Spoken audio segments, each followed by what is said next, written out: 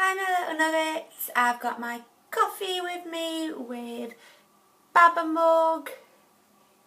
It's my little niece. Today I am going to do a book review on Eleanor Park by Rainbow Rowell. Now I'm sure a lot of people out there who are part of the booktube community have read this book, but for those of you that haven't read the book or interested in watching another review on the book, then that's what I'm going to do today.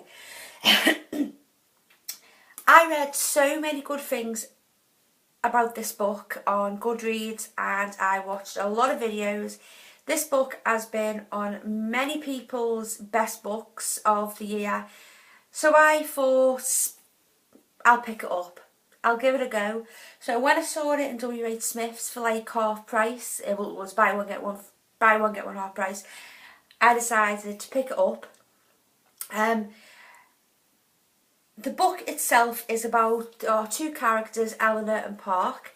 Park is basically a young boy who keeps himself to himself. He doesn't have any issues in school, but he's one of the quieter ones. And then we have Eleanor, who is a new girl at the school who basically wears these, what I would describe as horrendous clothes, and has this bright curly red hair.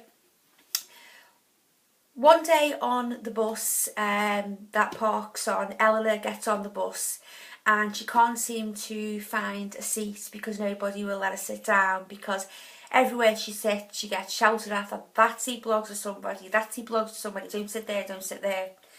And she gives Park a look and basically he decides that he's not going to speak to her. He budges up and she sits down. At first she irritates Park. He doesn't speak to her on their journeys to and from school. He just completely ignores her. And then one day he notices that she's been reading the comics that he's been reading. So what he decides to do is to read them with her. So what he'll do is he'll sort of, like, when she gets on to the bus, he'll have it left open at the page that they were reading in the morning, and that's how basically they start to communicate with each other. Park then starts lending her these comics so she can read them, and they start sharing a love of music. Park makes her tapes, and as the story goes on they get to know each other a lot more and start talking. Now the book is told from, each chapter is told from each character's perspective. So you have Eleanor's perspective and you have Park's perspective, which I really did enjoy. You find out that Eleanor lives with her brothers and sisters and her mum and her stepdad, who is a basically alcoholic. He's nasty. He's nasty to the children, he's nasty to her mum, and he's generally just not a nice person to be around. As the book goes on, Eleanor and Park start falling more and more in love with each other, and seeing their love develop is something that is really, really lovely to witness. It's not a book that love happens instantly. Like I said, both characters really aren't that fussed on each other at the beginning of the book, but it is lovely to see that it isn't an insta love where they meet and fall in love and that's it forever. There are obstacles in the way, but more and more Park realises that he doesn't want to be without Eleanor, and Eleanor decides that she doesn't want to be without Park, and they're thinking about each other all the time, and it's just really, really sweet to witness. The whole storyline behind Eleanor's side of the story, seeing her family, how ashamed she is of where she lives, how her mother reacts to her, how her stepdad reacts to her, is quite sad really. The book is set in the 80s, and you know, there are a lot of references to ACs, so if you're a child of the ACs, and even if you weren't, you know, you may recognise some of the references. There is a sort of ongoing thing through the book where Eleanor is getting things written on her books by somebody. Through the book, where we think that it might be one of the girls called Tina, who is basically a girl on the bus who doesn't like Eleanor.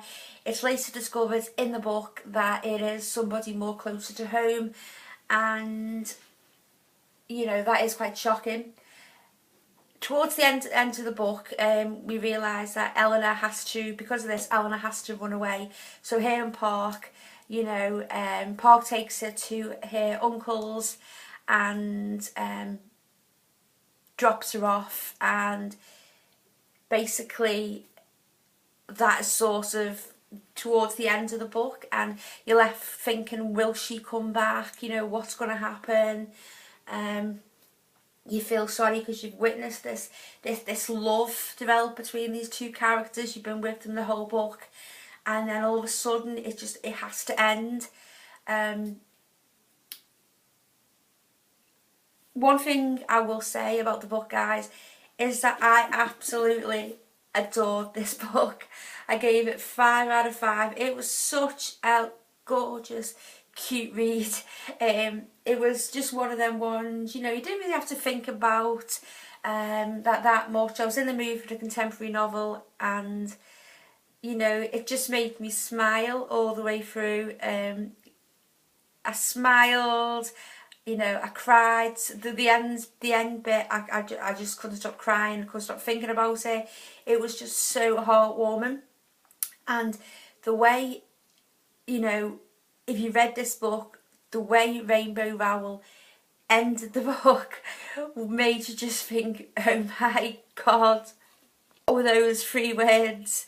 You know, what was it that Eleanor had written to Park? What was on the letter? You know, even Rainbow Rowell at the end of the book, she tells even her mother asked her what it was, and she always said that she knew what the last 3 words were, but she'll never share them with anyone because it's our interpretation of what you think Eleanor had said to Park. And you know what, guys, if you're looking for a cute contemporary novel and you haven't read this book, pick it up because it's just adorable. So that's my review of Eleanor Park and what I thought about it, guys. I shall love you and leave you as always, and I shall see you soon. Bye.